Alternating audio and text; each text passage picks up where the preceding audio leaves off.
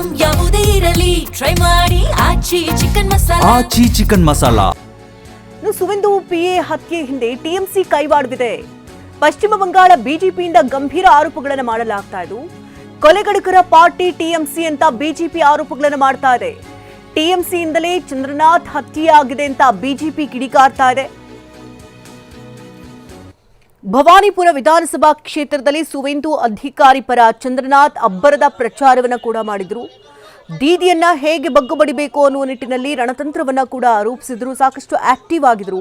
ಇದೇ ಕಾರಣಕ್ಕಾಗಿ ಅವರನ್ನ ಗುರಿಯಾಗಿಸಿಕೊಂಡು ಇಲ್ಲಿ ದಾಳಿ ಮಾಡಲಾಗಿದೆ ಅನ್ನುವಂಥ ಆರೋಪಗಳು ಕೇಳಿ ಬರ್ತಾರೆ.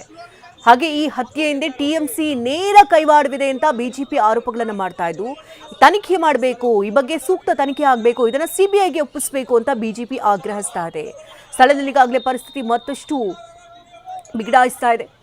ಪೊಲೀಸ್ ಅಧಿಕಾರಿಗಳು ಕೂಡ ಯಾರಿರಬಹುದು ಈ ಕೃತ್ಯದ ಹಿಂದೆ ಅನ್ನೋ ನಿಟ್ಟಿನಲ್ಲಿ ಸಿಸಿಟಿವಿ ಕ್ಯಾಮೆರಾಗಳನ್ನು ಕೂಡ ಪರಿಶೀಲನೆ ಮಾಡ್ತಿದ್ದಾರೆ. ಲೈವ್ ಬುಲೆಟ್ಗಳನ್ನು, ಜೀವಂತ ಬುಲೆಟ್ಗಳನ್ನು ಹಾಗೆ ಕಾರ್ಟ್ರಿಜ್ ಅನ್ನು ಕೂಡ ಈಗಾಗಲೇ ವಶಕ್ಕೆ ಪಡ್ಕೊಳ್ಳಲಾಗಿದೆ. ಇನ್ನು ಹತ್ಯೆಗೆ ಬಳಸಿದಂತಹ ಕಾರ್ನ ವಾಹನದ ನಂಬರ್ ನಕಲಿ ಅಂತ ಕೂಡ ಹೇಳಲಾಗ್ತಾ ಇದೆ. ಹಾಗಾಗಿ ಇದೊಂದು ಪ್ರೀ ಪ್ಲಾನ್ಡ್ ಮರ್ಡರ್ ಅಂತ ಆರೋಪಗಳು ಕೇಳಿ ಬರ್ತಾ ಇದೆ.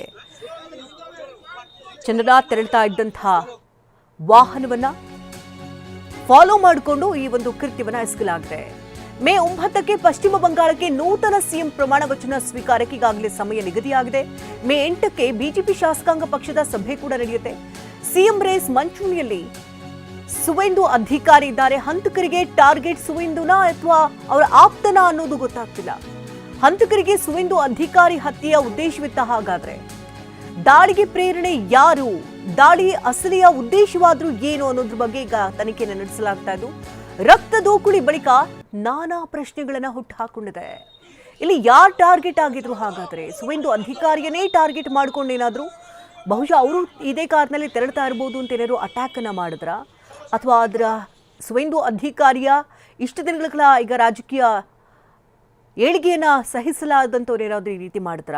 ಸುವೆಂದು ಅಧಿಕಾರಿ ಆಪ್ತನಾಗಿದ್ದಂಥ ಚಂದ್ರನಾಥ್ ರಾಜಕೀಯ ಚಟುವಟಿಕೆಗಳಲ್ಲಿ ಅವರ ಬೆನ್ನೆಲುಬಾಗಿ ನಿಂತಿದ್ದಕ್ಕಾಗಿ ಅವರನ್ನು ಟಾರ್ಗೆಟ್ ಮಾಡಿದ್ರ ಏನು ಅನ್ನೋದ್ರ ಬಗ್ಗೆ ಇನ್ನಷ್ಟೇ ಮಾಹಿತಿಗಳು ಲಭ್ಯ ಆಗಬೇಕಾಗಿದೆ. 9ನೇ ತಾರೀಕಿನಂದು ಪಶ್ಚಿಮ ಬಂಗಾಳಕ್ಕೆ ನೂತನ ಸಿಎಂ ಪದಗ್ರಹಣ ಆಗುತ್ತೆ. ಅದಕ್ಕೆ ಕ್ಷಣಗಣನೆ ಕೂಡ ಪ್ರಾರಂಭ ಆಗಿತ್ತು. ಅದಕ್ಕೆಲ್ಲ ತಯಾರಿಗಳು ಕೂಡ ಆಗಿತ್ತು.